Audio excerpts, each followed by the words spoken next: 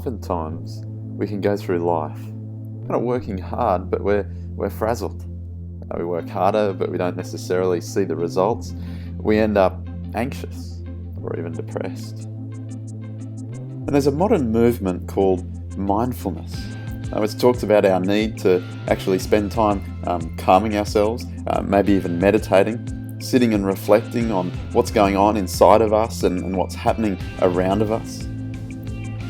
And yet, the book of Haggai in the Old Testament would suggest that actually, as good as that may be, it doesn't actually go far enough. What we really need is not more awareness so much of what's going on around us or inside of us. We actually need is to be mindful of God. The book of Haggai records for us the coming of the word of the Lord to a people who've actually forgotten about God. In 538 BC, after having been exiled by God, these people have been allowed to return to their land. They'd started well, rebuilding God's temple, but as opposition had come, it was easier to forget about the temple and just to get on living their lives, building houses, planting crops, eating, drinking, living life. But though they worked harder and harder at these things, they were coming up empty. Well, in God's kindness, He spoke.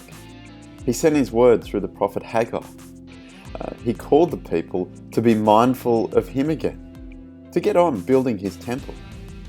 And what the people find is that as they listen to this word, as they're mindful of God, they're actually minded by God.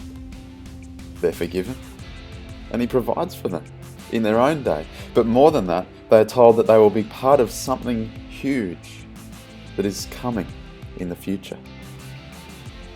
Will come. Join us as we're called by God to be mindful of Him. Come. Be called to be involved in building God's temple. Not a physical building, but a gathering of people from all over the world whom God is drawing to Himself. Come.